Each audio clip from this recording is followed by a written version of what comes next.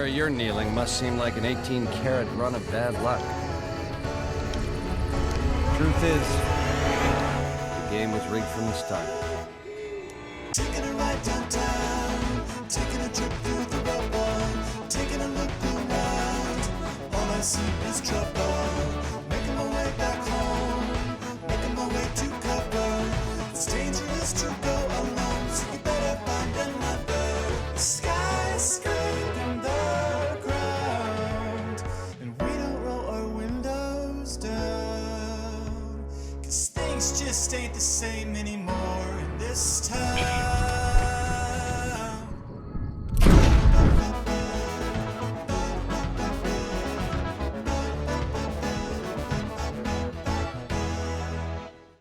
You know Fallout.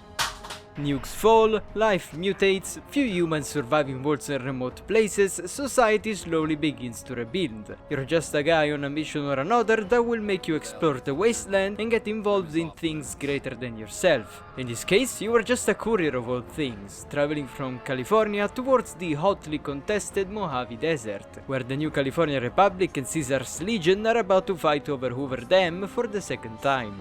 You are just delivering a small platinum chip to Mr. House, the almost mythical ruler of New Vegas, but you've been intercepted and captured by a guy named Benny, and then you die. Game over. Except a robot digs you out of the grave and a local doctor patches you up. So now, after coming to, you'll be tasked with tracking your assailants down, either to get revenge or answers. What in the goddamn? And that's the initial incident. What's great about New Vegas is the degree of freedom it gives you, while remaining decently deep. You can technically complete the game without even touching this quest, the tutorial is completely skippable and no NPC is immortal. Although the game isn't without its flaws, I'd say the vast majority of them are fixable through mods, but for this video at least I'll stick with vanilla. Regardless, it's the writing that sticks out for New Vegas. People are still arguing over which faction is the better one. Too many people have opinions on things they know nothing about. The more ignorant they are, the more opinions they have. Don't worry, that will come later. So what kind of game is this? It's an action RPG, meaning that you've got guns, energy weapons, explosives and such, but your effectiveness with them depends on your skill. At the same time, the game doesn't stop you from using guns you don't have the requirements for, but they will be less effective. Melee weapons will attack slower, guns and energy weapons will have increased sway, and in general your damage will be penalized. Of course, you can always take drugs to give you an edge. You also have to keep your equipment in working order, lest your guns jam at the wrong time or your armor becomes effectively paper. So this being an RPG, the first thing you do is distribute your character's special points. Special are your main attributes, each govern a specific part of the game. Carry weight, health, dialogue options, critical hit chances and so on. Then you get to allocate some skill points. While this game doesn't really require you to specialize much, this will determine your playstyle in most of the game. You can dump all your points in a weapon skill to deal the most damage and maybe use the best guns early on if you know where to get them, or you could forgo them to focus more on diplomatic or utility skills like speech, medicine, barter or repair. Every 2 levels you also get to choose a perk which might buff some weapon types, give unique abilities or simply dialogue options. But don't think you can avoid conflict altogether, the Mojave isn't a place for pacifists. You see, the vast majority of the Mojave Desert is under NCR protection, which means that wildlife, their enemies and raiders are absolutely everywhere and they're powerless to do anything about it. We got a #1 victory royale. In fact, the most direct road towards New Vegas is blocked by a pack of death claws that have settled in an NCR quarry. You could take care of it right away, but good luck with that. Instead, the locals encourage you to take the same road Benny did, all the way around. Before that, however, you might want to settle things in Good Springs. There's an NCR correctional facility nearby where prisoners were being used as labor to build a railway. Too bad security was extremely lax and they used dynamite to take control of the facility. They've since taken to robbing caravans. One of the guys they tried robbing hid in Good Springs, so now you've got the option to help the townsfolk fend off the powder gangers, convincing people to help you by passing various skill checks. It's very much a tutorial quest, giving every build a chance to shine, giving you all the tools to do it perfectly and even allowing you to take the opposite side if you want to. From now on, quests will be a little less comprehensive, but still allow you to take different sides or different approaches to a situation. Don't worry, boss. With my cataracts, You only sort of look like the bad guy. At the same time, they'll serve to introduce you to the factions vying for control of the region. First, you'll come across the Mojave outpost guarding the I-15, the only road leading back to California. Here, the NCR is holding all caravans indefinitely, since they know the road to Vegas is way too dangerous, despite the protest of both grants and merchants. Further down the road, you'll come across Nipton. This is your first introduction to Caesar's Legion. This was a town of debauchery and disloyalty. The locals all disliked and antagonized each other while offering their services to NCR soldiers, escaped convicts and brigands alike. The Legion contacted the mayor, offering a modest sum of caps in exchange for the lives of everyone the town was accommodating. But when the Legion came, in a sort of poetic justice, they rounded up the locals together with their enemies and executed, crucified, or enslaved them all. Except Oliver, of course. The Legion has no intention to keep this place. It's a morale move to raid a town this deep into NCR territory. They ask you to spread the word of this attack to their enemies. They do have some encampments along the Colorado River, however, and they're making the life of NCR forces very difficult. Continuing along the road, you come across Novak and its big dinosaur shop, then Boulder City, where you finally catch up with the Great Khans, the tribals that were escorting Penny. He screwed them over and left them in a standoff with the NCR. You don't need to resolve the situation, but you can either act as an intermediary or pick a side. Finally, you'll be making your way towards Vegas, the 188 Trading Post, the Sharecroppers, the Gun Runners, the Crimson Caravan, Freeside, the Followers Mormon Fort, and finally the Strip itself. Once inside, Victor asks you to enter the Lucky 38, a casino that has been sealed up since the war, to meet with Mr. House. He has plans for New Vegas and wants you to be his agent on the field. Well, that's what you'd be out there. Wasted. Here on the Strip, your talents can be put to use. The first step is to take the platinum chip back from Benny. Let's keep this in the groove, hey? Smooth moves like smooth little babies. Once you deal with him, you'll have all eyes on you. House we've already met.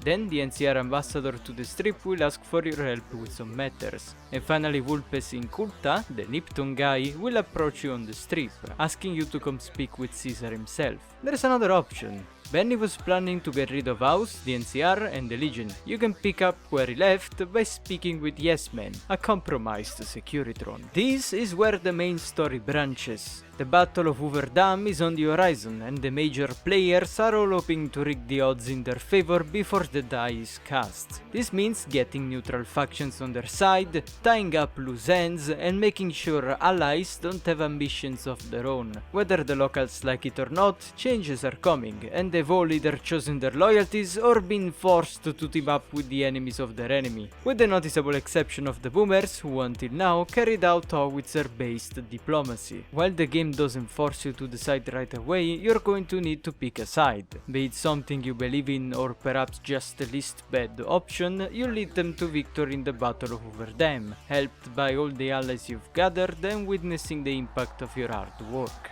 Let's go a bit more in depth on the major players. Spoilers from here on out if you care. First off, it's Mr. House. He's a pre-war captain of industry who has found a way to indefinitely prolong his life. He controls the Securitrons and is the employer of the three families. Humertas, the chairman, and the White Gloves were just local tribals that he uplifted and reshaped into old world archetypes. Each control a casino on the Strip and split the profits with Mr. House, but do little outside of their narrow slice of the city. What's Mr. House's plan? Well, the Platinum Chip is a data storage device due for delivery the day the bombs fell. With it, he can upgrade the Securitrons to the Mark II software that allows them to use their much more lethal primary weapons. He also needs to take control of Hoover Dam to fully power his army.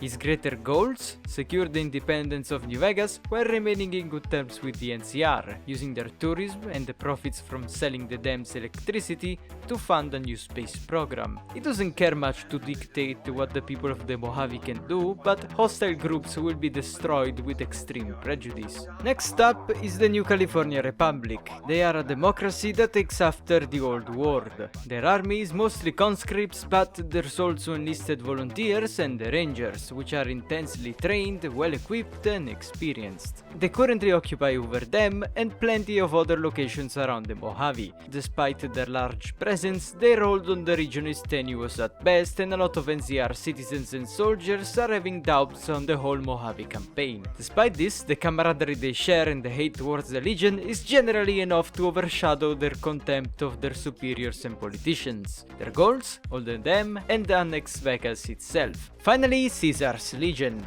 Caesar was a follower of the Apocalypse, a group of naively selfless doctors that when sent to help a tribe got imprisoned by them instead. But having read plenty of books on military tactics and historical campaigns, he offered them to help with their many wars, eventually taking over that tribe and destroying their enemies. Every time the Legion conquers a tribe, it forcibly enrolls men, enslaves women, and executes all who oppose them. It's an army of fanatically loyal slaves willing to commit suicidal attacks or killing themselves to avoid capture. Caesar doesn't just want them or more territories, he has plans to turn Vegas into his Rome, using it to radically transform the Legion. They are ruthless and violent, but at least their territories are extremely secure and the civilians can live life without worry of raiders or wildlife. Basically, House wants to use Vegas for profits while leaving its people to anarchy, the NCR wants to forcibly annex and tax more territory they can't defend, and the Legion wants to turn the vast majority of the locals into slaves.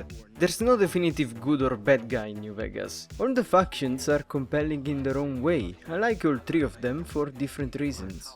The genius of this game's writing is that, rather than just presenting a story, New Vegas asks you to judge each faction while giving you information that's skewed, biased, and in some cases straight out false. There's no glorious prophecy you're meant to fulfill, no impressive power thrust onto you, just a call to make. Alternatively, you can just go with the one you think is coolest. Come on now, dude, you can't choose none, surely you have a favorite. Why yes, man, I do, and my favorite faction is...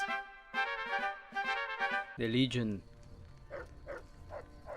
Hey man, when in Rome. The reason why the Legion is my favorite wasteland faction is that they address the cultural decay humanity has endured. While the NCR pretends nothing happened since the apocalypse and House acknowledges but willfully ignores the problem, the Legion is actively trying to start a nation from scratch. This is our history. How do you think as humans went from city-states to empires? The answer is subjugation. A society based on slavery becomes more powerful the more it expands. A society based on freedom bleeds manpower for every meter it occupies. And as we'll see later, that's the main problem of the NCR. It expands because Brahmin barons and politicians want to, it makes citizens pay the cost, and the conquered people either have no sense of loyalty to the Republic or turn actively hostile. This is the second advantage the Legion has. It's a society that firmly believes in its virtues and that actively worships its leaders. Even the youngest of recruits is fanatically loyal and ready to die for the cause. A few times I've encountered them firsthand, I've been impressed with their discipline. They'll happily charge a fortified position with little more than a sharpened stick if ordered to, and do so without hesitation. And also... their superior physicality makes them extremely dangerous up close. Yamur, gotcha, let me... Their men, however, are typically quite large. Cassandra, you have issues. It's understandable that most people look at their ways and want nothing to do with them. Or at least it would be if it wasn't a video game. But Caesar's goal isn't to erase 2500 years of social progress. He knows and even trusts that in the process of destroying the NCR, the Legion will adopt some of their ways and evolve into a society that's not quite as primitive but still with a strong moral fiber and unity. Maybe not a democracy, but at least a state that practices what it preaches. As I see it, the Legion has two major faults. Firstly, it might completely shatter with the death of Caesar. We know that he has a line of succession planned and that his death doesn't immediately destabilize the Legion, but his hopes of a guided transformation from a roving army of slaves into a proper empire might not be realized if his successors aren't up to par. Their second flaw is the lack of a proper civilian part. It's a weird aspect of their society. Since their history is tribes being subjugated, they needed to break families apart.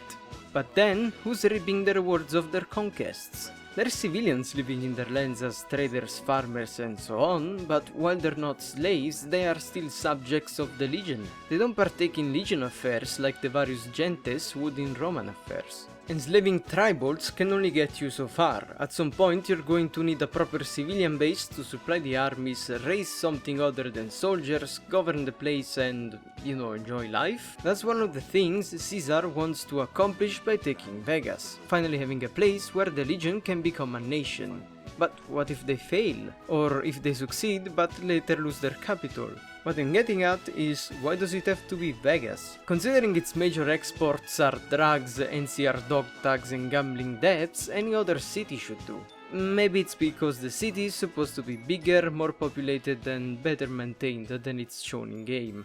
Beats being on patrol. But enough of the Legion, let's talk more about the NCR. The first thing to note is that they're pretty much in shambles when you start the game. Aside from the NCRCF, Core Junction and the halted caravans I mentioned already, Camp Searchlight got irradiated by Legion agents, Legion raiding parties keep crossing the Colorado, Nelson got captured by a small force, Camp Guardian got wiped out by Lake Lurks, Camp McCarran is constantly under siege by Fiends, which are just junkies the Great Khans are supplying with chems, there's Legion's agents infiltrated in their ranks, and their own officers are sabotaging their efforts. Oliver and Moore, while not necessarily incompetent, have been appointed to their position for political reasons. Shu and Anlon, the most competent NCR commanders, have serious doubts on the worthiness of the Mojave front. One in particular is Chief Anlon, leader of the Rangers and the architect of the first victory over them, who's now taking orders from General Oliver. Maybe he's just bitter, but he believes the Mojave to be a meat grinder that's slowly sapping the NCR strength, while politicians prefer allocating the best NCR resources to fight essentially defenseless tribals for the interest of Brahmin barons. So he's taken it upon himself to sabotage the NCR efforts in the region. Nothing major, just spreading false reports about the situation, hoping to damage the troopers' morale.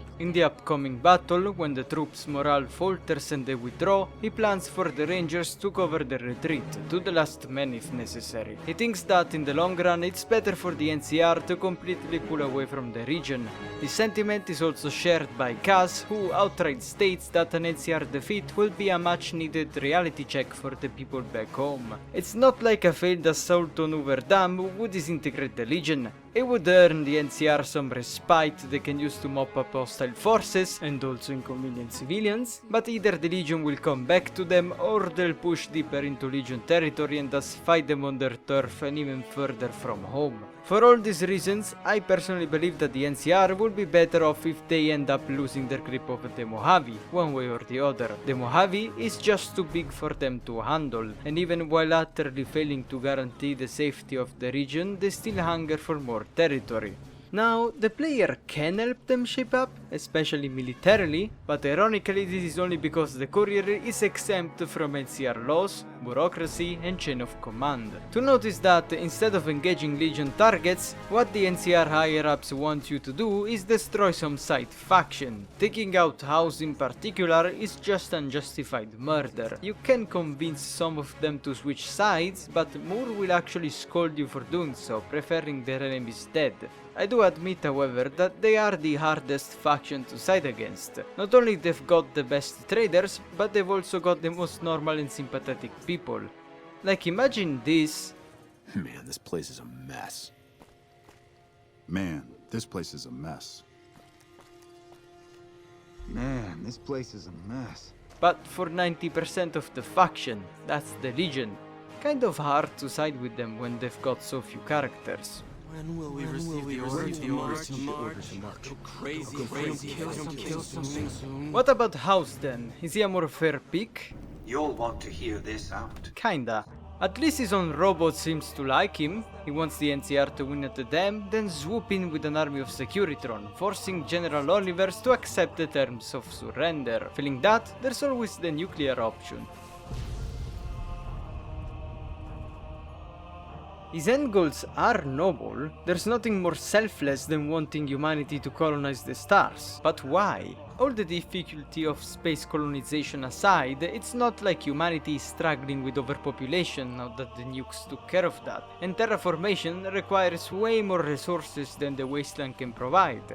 Besides, right now, Earth itself is in need of some terraforming. Aside from that, who is he sending among the stars? Freeside junkies? Literal mobsters that are willing to betray or are actively scheming against him? Mr. House is the kind of ruler that doesn't care if there's children chasing rats for dinner in his city. Freeside is a whole community of people living off the scraps of the strip. People make a living off robbing and scamming gamblers, all the while having their lives dictated by the whims of a gang of thugs larping as Elvis Presley. To be fair, despite his calmness, we meet House when he's at his lowest, having few incomplete securitrons and very little power to use. Then you might argue that he has all the time in the world since he's essentially immortal, but I disagree. He's not getting any new securitron and his forces need to stay around Vegas while his neighbors are only getting bigger with time. Besides, he said himself that he's not interested in being a ruler,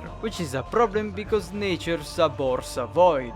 If House isn't laying down the law, then the kings will be. If they die, then it will be the Jacksons. On the other hand, while the NCR and the Legion both survive a defeat, especially with House in the middle preventing a breakthrough, he only survives in his own ending, meaning that all his technology and knowledge is lost if either the NCR or the Legion win. And even if it turns out to be a bad choice, it's only for the Mojave. It's not like the player runs the risk of turning the whole Southwest into a dystopia. And also, how can you not feel bad killing someone voiced by René Auberjonois? Stupid!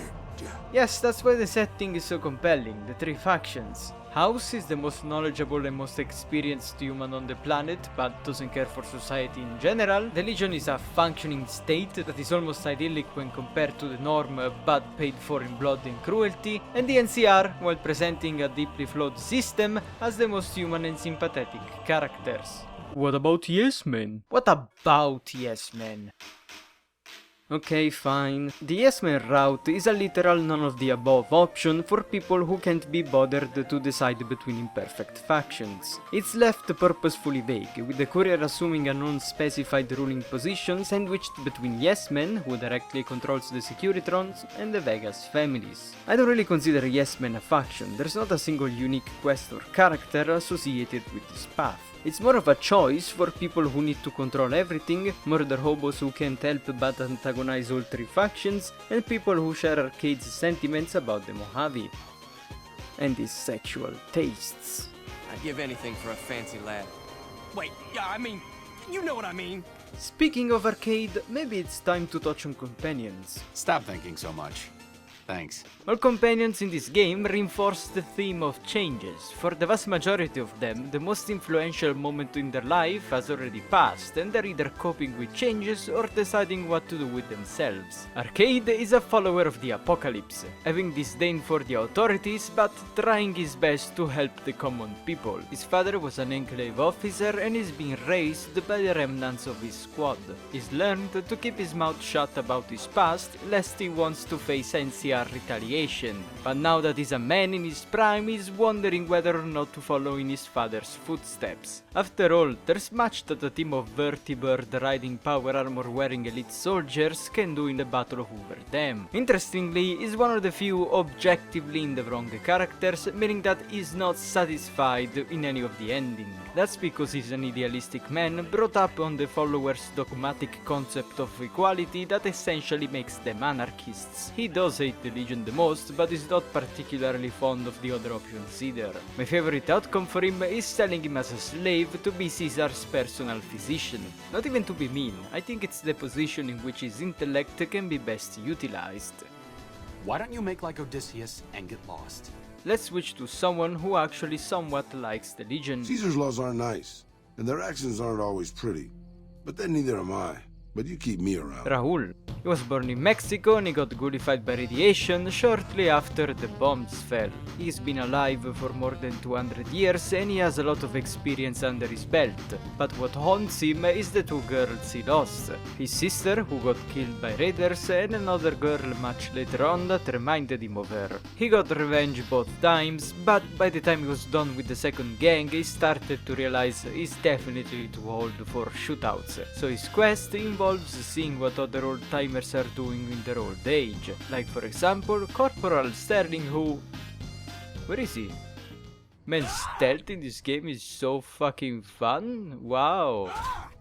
Well, long story short, you can either convince him to pick up his old trade of Vaquero Gunslinger, or accept that his glory days are past him and he should try to be helpful. And after seeing what you go through, boss, I think I am. Then there's Kaz. Nobody's dick's that long. Not even Long Dick Johnson, and he had a fucking long dick. Her caravan has been ambushed and destroyed, and now she's stuck in the Mojave outpost because technically she's a caravaneer. You need to convince her to sell the rights to her caravan, which she'll begrudgingly do. Then she'll ask you to examine some ambush sites, and turns out that it was the Van Graffs and the Crimson Caravan that decided to be done with the competition. So now the choice is either to gather evidence and turn them to the NCR, or go on a good old-fashioned rampage.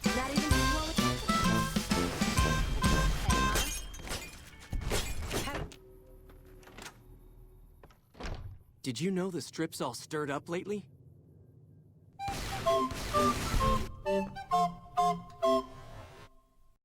As stated before, she supports the NCR and dislikes the Legion, but acknowledges that the Legion does a much better job of governing their territory and keeping their people safe without overwhelmingly taxing people. She's disillusioned with the Republic rhetoric about bringing freedom to the wastes and wouldn't mind the brass being kicked down a notch. Then, what about Mr. Blind Loyalty? I see any crimson, I'm taking a shot. Boone was a first recon sniper, elite troopers but not quite rangers, who quit after taking part in the Bitter Spring Massacre. During an assault on the Khan, they were tasked with stopping any retreat, but after reporting the fleeing women, children and elderly, they were ordered to open fire, and they did. Christ. They put the graveyard. I'm not sure if this is therapeutic or traumatic.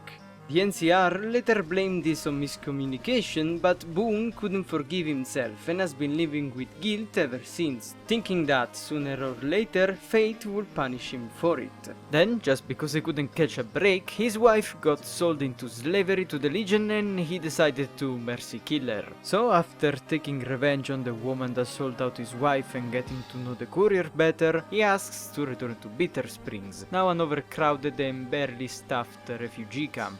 His goal is just to find some closure, but instead the courier and him will fend off a Legion raiding party. The fact that they survived can be used as proof to him that the universe isn't out to get him, or that eternal guilt is his punishment. This will either put his mind at ease or force him to find a more abrupt kind of closure in the epilogue. Well, that was heavy. Let's do a less tragic one now. Jimmy! Little Jimmy! Lily was an elderly grandmother who was kidnapped and turned into a nightkin, so she has to live with both senility and schizophrenia. Yes, I know, still tragic, but she's a way more light-hearted companion to keep around. This reminds me of when I was a girl. Right over there would have been where your grandpa and I had our first kiss. She thinks that you're her grandchild, so she always says grandmotherly things. Stay where Grandma can see you. When she falls under a certain percentage of health, her more violent second personality takes over. Turns out she's taking antipsychotics, but at half doses since it muddles her mind. You can either tell her to take all the medicine, making her completely forget who she was, keep half the dose, prompting her to search remnants of her past, or stop taking them all together, which will turn her into a violent beast. Funny thing is that when you sneak, she activates her stealth boy, but if she fights while you're crouched, it sounds like this.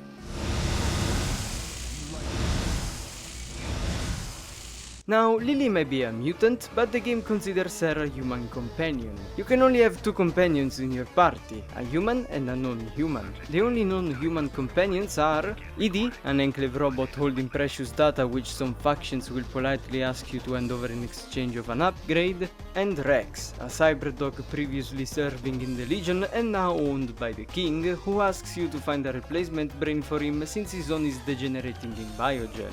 There's not much else to them, sadly. One last companion. I'm Veronica. I live in a hole in the ground. Veronica is a member of the Brotherhood of Steel.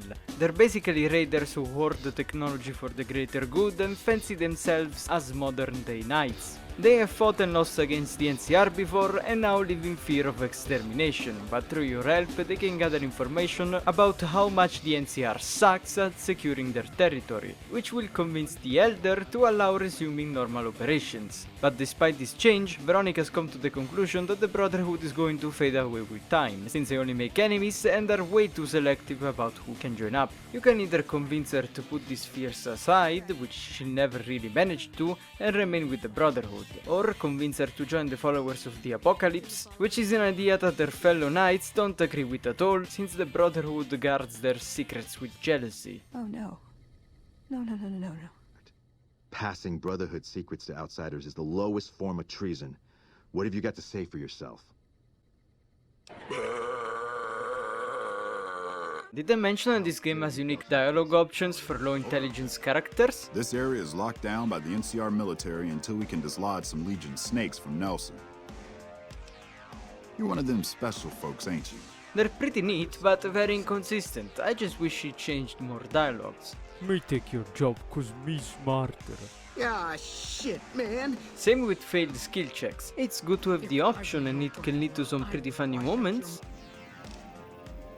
Is that an attempt at humor? But the game can't decide if they should fail you a quest, lock you out of that specific skill check, or just allow you to pick the option later on without consequence. But at least New Vegas has a lot of dialogue options based on faction reputation. Give me all your cap. Whoa, I'm sorry. I didn't know it was you. The different factions in the Mojave will have different opinions on you, so if you want to move about unmolested, you might want to either stay on everyone's good side or wear disguises when appropriate. It's a much better reputation system than Karma that, while still present, is essentially irrelevant. Although it can lead to some funny situations. Hey Arcade, wanna join me? I'm starting to remember hearing some rumors about you and this crazy guy called Caesar. Bad. Not. What about now? I'll give you the benefit of the doubt and go with you, but let me be clear about something. If you plan to help Caesar's Legion, this is going to be a brief relationship. Oh, it's gonna be brief, don't worry. In the words of Socrates, go fornicate yourself. Speaking of, quests have a very different level of polish. Some are way more complex than others, some account for you doing stuff out of order, some allow you to murder robo your way through them, while others are less prepared for variations. And finally, many of them forget about your companions completely. I'll take you to him. Follow me. Closely. Or you'll be shot. But the vast majority of side quests are pretty good, like assaulting a super mutant stronghold, resolving a three-way conflict between ghouls, locals and looting Nightkins, or my personal favorite, The Legend of the Star. Hello there. It's good to see a friendly face. At some point in your playthrough, you will acquire one or more special bottle caps with a blue star on them. Then Malcolm Holmes will approach you to explain what they are. Allegedly, there's a treasure guardian named Festus that will reward you if you bring him enough caps. And there's people so obsessed by the promise of treasure that they've become infamous murderers, so he suggests not telling people of many star caps you've got. Oh yeah, I wouldn't want people to murder me for my star caps, right? I think I've killed Malcolm so many times he's become self-aware. So you take his caps, of course, and then meet some people in a shootout over more star caps. What I love about this quest is that star caps are sprinkled everywhere, so it's always on the back of your mind. But since you need 50 of them, if you want to complete it, you'll become pretty obsessed with collecting these. Eventually you meet Festus, who is an animatronic cowboy at the Sarsaparilla bottling plant. Your reward? A fake marketing story about the origin of Sunset Sarsaparilla. And that's the legend of the store. Hope you enjoyed it, and hope you continue enjoying Sunset Sarsaparilla. But obviously that's not everything. Since many people complained about the pitiful reward, there's a greater prize just down the hall. You make your way there and it's just a room with toy sheriff badges. In the corner, Allen Marks, the guy Malcolm told you to watch out for, who locked himself in the airtight room and shot himself, only leaving a note stating how sorry he was about all the people he robbed and killed. So the player is left in a similar position, having obsessed over these worthless star caps and possibly having murdered for them. Well, actually there is a reward, Allen's gun, which is okay, I guess. I forgot to mention that in this universe, bottle caps are currency. In my opinion, it's the silliest thing about the setting. I get it, they kind of look like coins to a tribal and they can make up all the lore reasons they want for a group of people deciding that worthless tin would be used as money, but it's so dumb. Especially for this game, since the NCR and the Legion both have actual functional currency. There's even a quest about new bottle caps that raises more questions than it answers. Imagine you go to a trader and this happens. Yeah, okay, give me your 45 auto, 4570, 10mm, 12 gauge, 12.7, 5mm armor piercing. I give you this T45D power armor, why not? How much is that? 950 caps? There you go, count away. I know, bottle caps have been in Fallout since forever, and gameplay wise it doesn't matter what you call your currency, but actually giving thought to these things does wonders for the setting. Why do you carry all those bottle caps anyway? They jangle like crazy. You know what else looks like coins, would have been functional currency and would even fit more in the ruins of Vegas?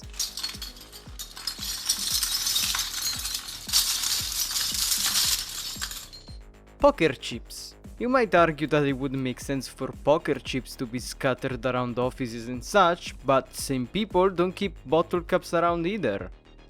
Unlike me, I guess. In general, the game doesn't seem to know what it wants to do with the caps. It gives you so much stuff, and in the vanilla game there's so little to spend them on. Perhaps telling of how much the economy needs a rebalance is the strip gates that you can't enter unless you have 2000 bottle caps with you. There are several ways to circumvent this. You can be liked by Freeside and buy a fake passport with 500 caps. You can ask the king for a free passport, you can take the NCR owned monorail with a disguise or if traveling with Boone, or you can hack the gatekeeper Securitron on the spot. But fact is, 2000 bottle caps is nothing. Even in the playthrough where I pretty much went straight to Vegas, I still had enough caps. One way to add more usefulness to money is with the Gunrunner Arsenal DLC. This DLC is pretty great, it adds a lot of unique weapons, ammo, mods, and special moddable versions of normal weapons. It's all stuff that you need to purchase from merchants, but it's actually worth spending your many caps on. I just wish they didn't label every single add-on item with GRA. The quality of the GRA DLC is in stark contrast with the Courier Stash, which in addition to making the game even easier, bloats your inventory with mostly worthless items. It's a remnant of that shit period in time where games would have a billion different pre-order bonuses based on stores, but all grouped together in a shit DLC. More like Courier's trash! Ding dong! These two DLCs are the only content packs. The others are full-blown expansions, taking place in different maps away from the Mojave and sporting new characters, conflicts and gear. Let's start with the first one to be released, Dead Money.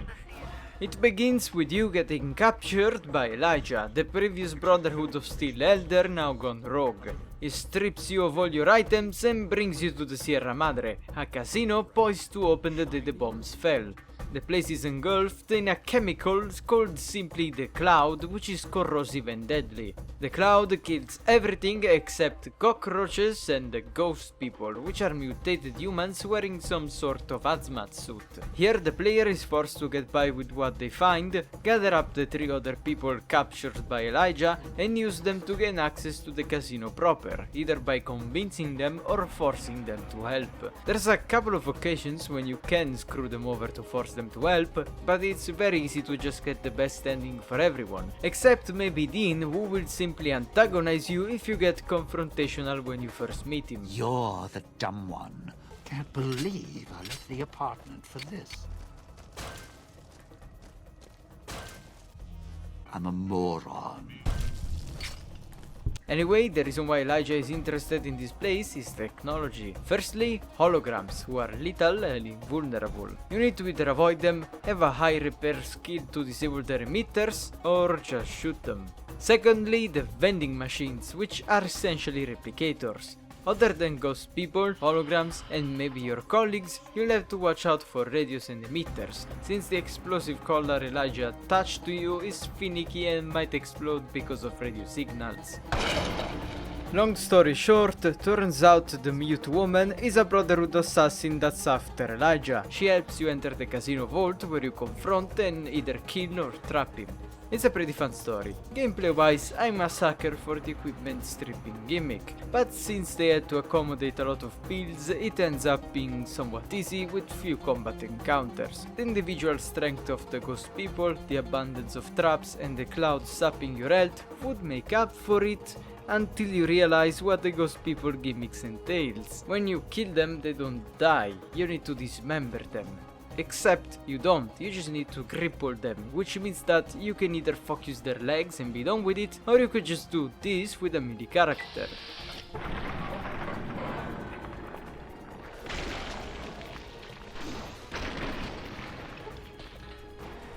Overall, it's a bit short, easy and linear, but I like it. It has an amazingly oppressive atmosphere and being forced to part with your equipment is fun.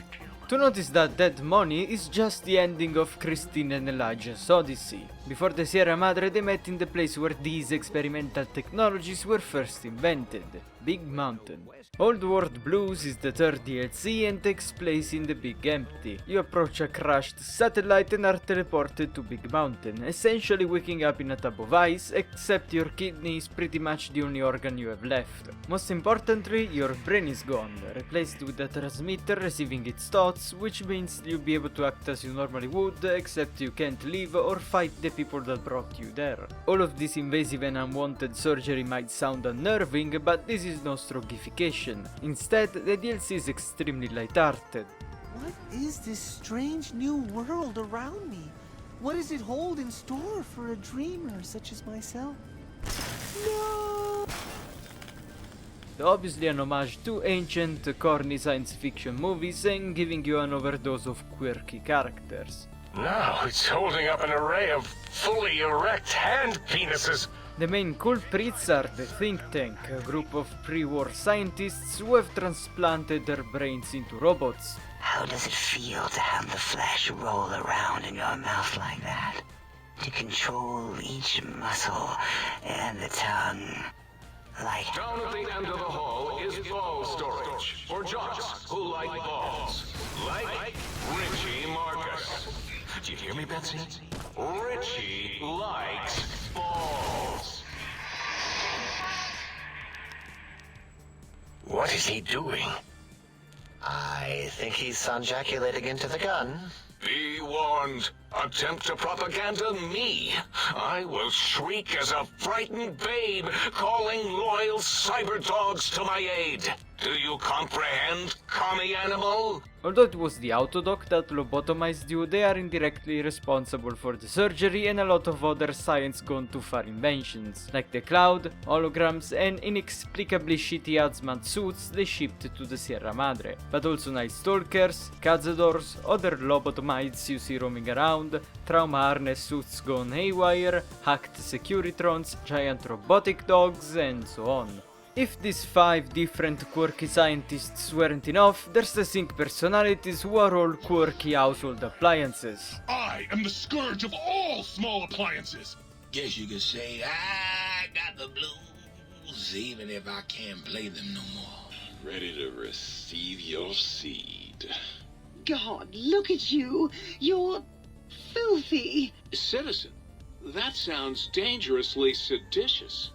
They were made by Dr. Mobius, who is the main antagonist of this DLC. He constantly sends threats to the Think Tank and has unleashed an army of robo-scorpions to roam the crater.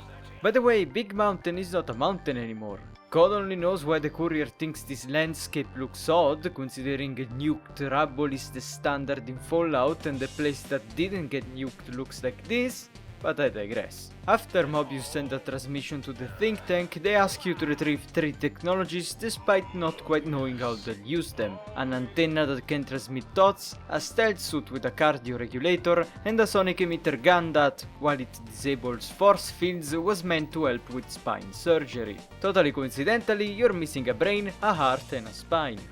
With these technologies, you can go confront Mobius. And after fighting a giant robo-scorpion, you can finally have some answers on his evil plan. Hmm? Oh, hello there.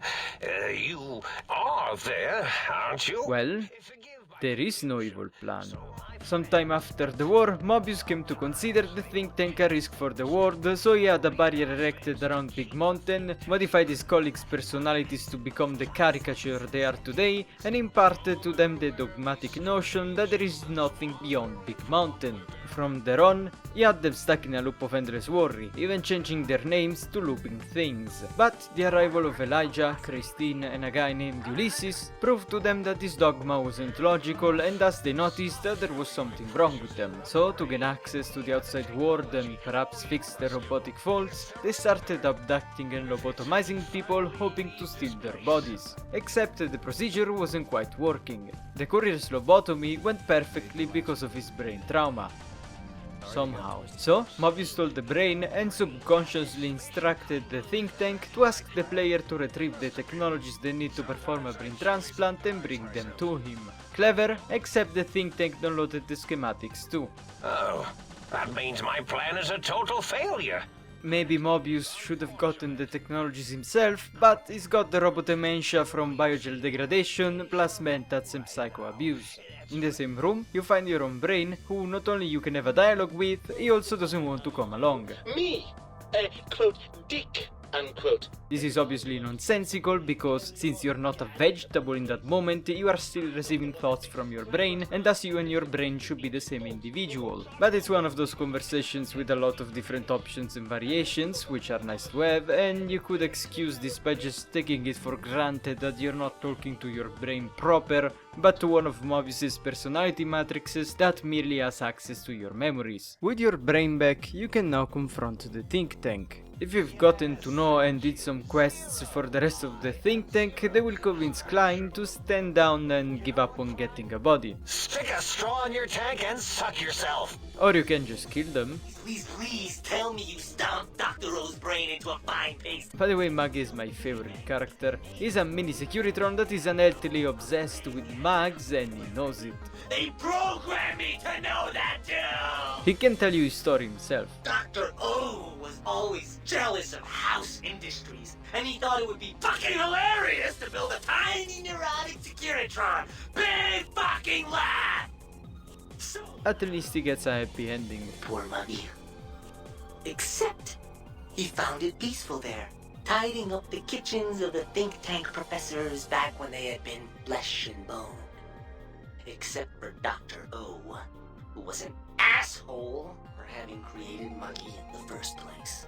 Gameplay-wise, this DLC gives you a more convenient base than the Lucky 38, weapons for all builds, and plenty of utility to help with crafting materials. Oh, and it also has the best waifu, the stealth suit. Hello, it's nice to meet you. Who can I hide you from today? This should be easy, as long as I don't screw up again. Sneaking done, fighting now, injecting Stimpack. Did I do something wrong? Know your fucking place, trash! We all know who's the real best waifu. Vestal reporting for duty. Please assume the position.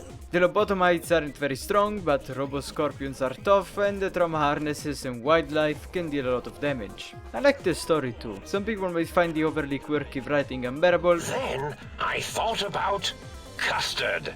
I do so love custard. Or was it mustard? Mustard custard. But I didn't mind, especially considering it all has a purpose in the plot with the Mobius twist. The initial dialogue, however, is 40 minutes long, and that's inexcusable. As you might have noticed, there's a multi-DLC story arc going on here, involving Elijah and Christine, yes, but most importantly a man named Ulysses. To tell his story we need to go back a little. Ulysses was a frumentari working for the Legion as a scout. He was actually the one who first gave word of the dam to Caesar. He laments how blindsided Caesar got by the dam in Vegas from there on. During the first battle of Hoover Dam, the legate, Caesar's second in command, was a man named Joshua Graham. After his defeat, Caesar had him set ablaze and thrown into the Grand Canyon, forbidding everyone from speaking his name from there on. But he survived and took refuge with his old Mormon community of New Canaan, who actually welcomed him as a prodigal son. To have this loose end tied up, Caesar ordered Ulysses to coerce the White Legs, a local tribe, to wipe out the New Canaanites as a test to join the Legion. They succeeded in taking New Canaan and are now hunting down the survivors. This is where Honest Hearts, the second DLC, starts.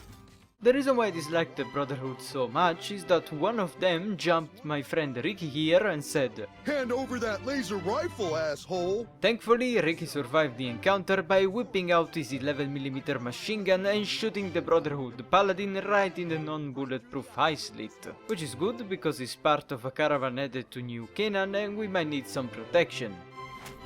God damn it, ambush! Might as well be waving at him. Holy hell! Here I come! I was a Stop! No. To die on...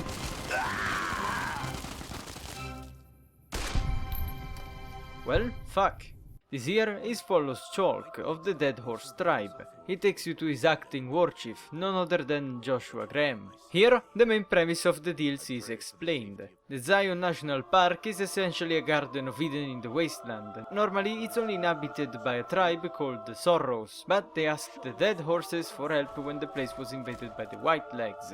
They are happy to raid and plunder, but are technically after the two new Canaanites living with the two tribes, Joshua and Daniel. The plan is to have the Sorrows evacuate Zion, so they ask you to recover some old war tech stored in buildings the tribals won't enter because of superstitious beliefs. But Joshua actually wants to bring the fight to the White Legs, something that Daniel is opposed to since the Sorrows are too innocent. My friend, do you really think leaving this heaven on earth for the desolate, irradiated, resource-starved wastelands is going to help preserve their innocence? Well, that's it. That's the DLC. No, I'm not oversimplifying it. There's two companions with a couple of side quests. My guess is one of the calves got lost somewhere along the way. Just one thing. Try not to kill any bighorners if you can, yeah?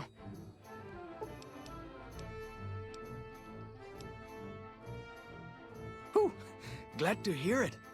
That'll be some happy mama, huh? Bet they don't have anything as nasty as Yao Wai out where you come from. But I wouldn't call any of them good. Then I will look forward to our next speaking. Step 1. Talk to Waking Cloud. Step 2. Talk to Daniel. Step 3. Talk to Waking Cloud. What? No. This is a very short DLC. It is a bit longer if you take the time to hunt down the survivalist logs. It's a nice story about Randall Clark, a soldier that found himself surviving the nuclear apocalypse by taking refuge in the Zion National Park. He feels guilty about not having died along with his family, but can't find the strength to commit shotgun phase. It's a touching story, plus you get his armor, which is amazing, and his rifle that might be the best weapon in the game. Gameplay wise, there's White Legs, Jaguars and Geckos. There's no real unique enemy.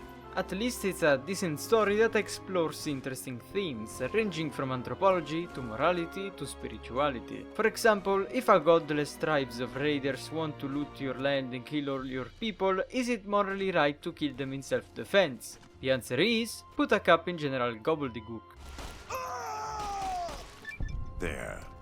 That's it. I still like this DLC, however. It is very light on content and the quests are insultingly simple, but shooting tribals never gets old, it's beautiful to look at, it forces you to live off the land, Joshua is a cool character, and Randall Clark's story is, at least for me, a high point of the game. Okay, so what happens to Ulysses? Well, by this point he's already waiting for you.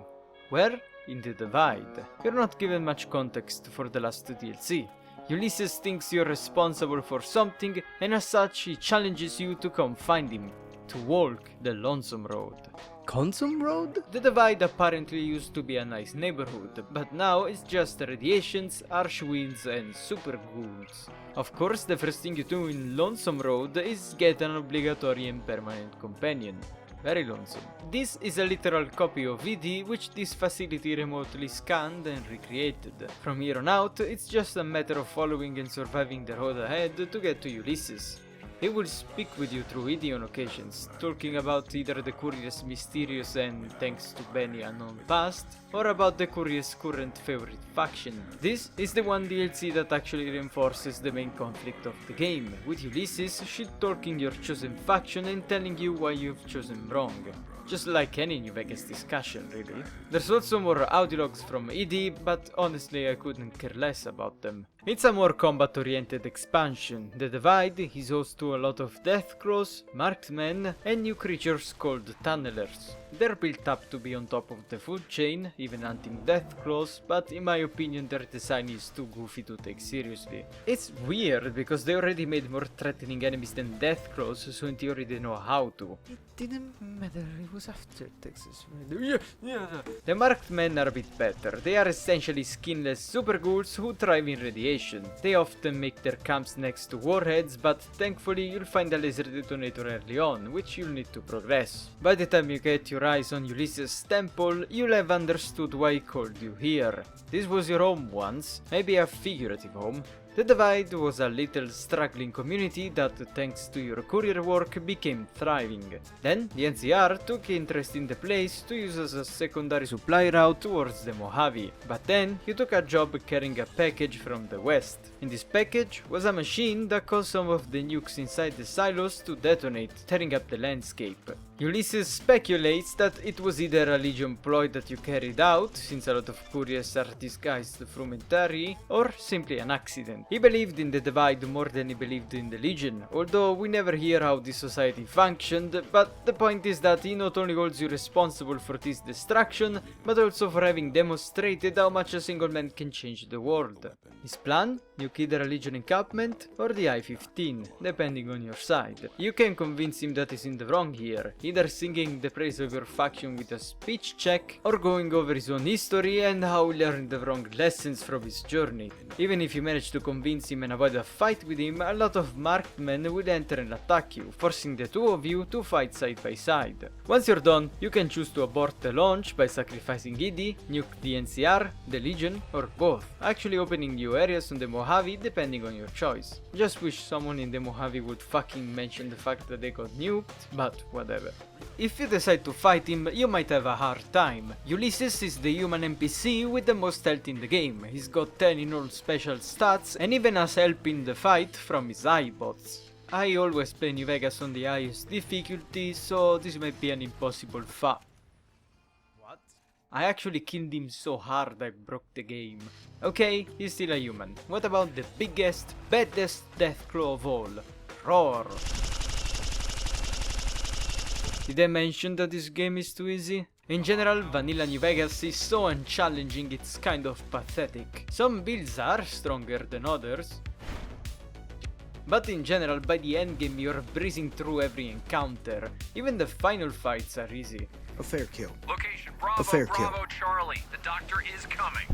If you side with the NCR or with House, you fight off the Legion assault and get to Legate Lanius, who might be the most vicious man in the Legion, but the riot shotgun doesn't discriminate.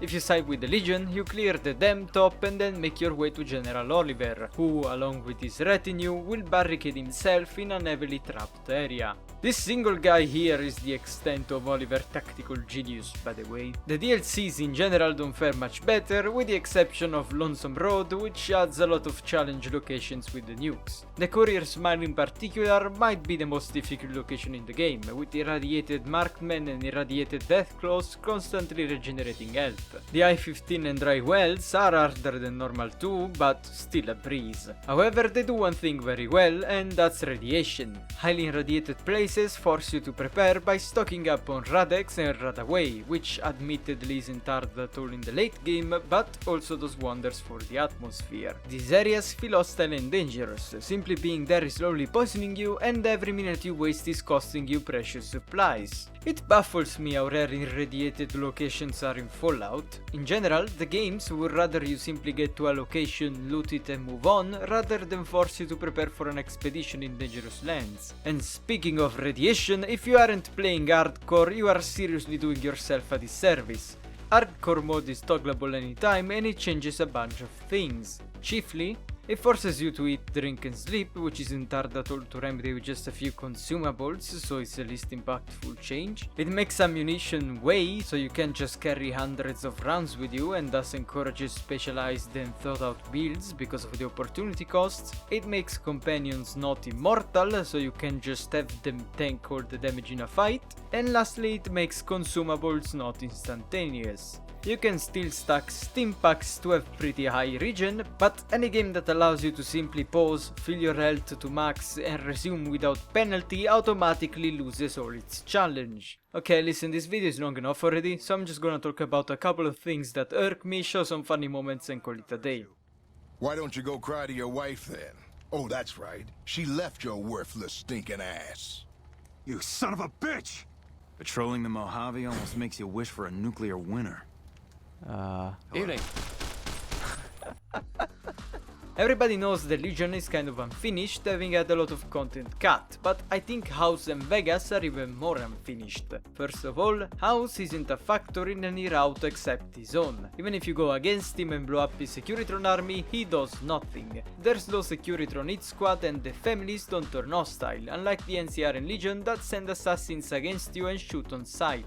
The families also don't have any quest relative to House's death, while trying to fill the power vacuum should have been an interesting quest where each of the three families ask you for help and offer different rewards. And finally, the families don't do anything in Vegas besides running the casinos. Aside from that, the titular city doesn't really have anything for the player. The casinos themselves can give some caps at best and implied sex with generic prostitutes at worst. Get the fuck away from me. Oh, and whoever decided to put merchants in places where your equipment gets confiscated has less intelligence than Snuffles. I feel like the player should be incentivized to visit the city around which the whole game revolves. Like for example, the casinos could have unique merchants inside or offer unique weapons as a reward for poker tournaments. Or even better, Caravan tournaments. Caravan is a pretty fun card game you can play by getting a deck from Ringo. I love playing it and it's a quick way to make some cash. You can add as many cards to the deck as you want and you can find individual cards around, even having a different style from each of the casinos. Sadly, only Gomorrah cards look remotely interesting. Even Dead Money's unique cards look generic as hell. I get that they tend to be generic, but it's a wasted opportunity. Furthermore, it takes forever to build a deck because of the terrible UI and the fact that it starts you with 54 cards. I'd much rather you started with fewer ones, making collecting cards actually worth it, with maybe the possibility of winning more by beating people at the game. Besides the content problems, there's a general jankiness to everything. The game stutters while just walking around, can't handle more than a few NPCs without choking, and crashes a lot. The bugs and jankiness, however, can be hilarious at times. For example, there's a quest where you have to stop the Legion from assassinating the NCR president. Firstly, an agent steals a mechanic's clothes. We were supposed to meet up so we can watch the president's speech together. Why would you say something like that? He then plants a bomb on the vertibird. Another agent tries disguising himself as a sniper. And finally, the mechanic from before gets in the crowd, and gets ready for a desperate rush towards the stage. Except he stops and actually listens to Kimball's speech. Came and they could no longer shoulder the burden alone. 4 years ago we held this dam. 4 years ago we carried the weight, and though we left behind many of our brothers and sisters on that battlefield, it did not break us. Thank you. Okay, let's get the fuck out of here. What the hell are you waiting for? You think I want to get shot? Let's go. He starts rethinking his life choices. He's so engrossed in thought he can't move, he remains still for the whole night. The next day, when the Legion assaults the dam, he has a change of heart and decides that democracy, bureaucracy and taxes are something worth dying for. What a wonderful arc. But my favorite moment in all my hundreds of hours playing this game has to be when I was kind of speedrunning the NCR quest. I went to Red Rock and decided that instead of just genociding the Khans, I would get them on my side. So I entered Papa Khan's hole and cleared my throat. Hello. Over here! You like that?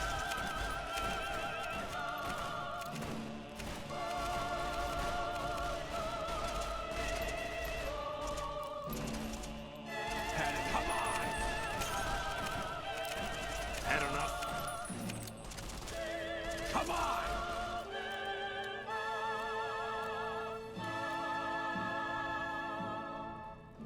You've done a good turn for the NCR, and now we'd like to do one for you. There's an NCR emergency... Well, at least Moore will be happy about this. The NCR radio is the buggiest thing in this game. Call supplies, they end up out of bounds. Call support, if the rangers don't run back to Camp McCarran, they follow you everywhere. And if they die, they respawn in the same place. As you can see, the gatekeeper Securitrons hate rangers. I mean, they aren't supposed to carry weapons on the strip, I guess. So, Fallout New Vegas. I think I've complained about it more than I praised it, but honestly it's a great game. Yes, it's too easy, janky, unfinished and unstable, but it's fun, with good writing and with one of the most interesting choices I've seen in a game. Simply put, I love this game. Just for this video I finished it thrice. The gameplay and stats are complex enough to have character builds matter, and it still manages to be engaging with hardcore mode, at least until you reach high levels. And then of course there's the myriad of mods to fix bugs, improve gameplay or just meme with. Thanks for watching. See ya!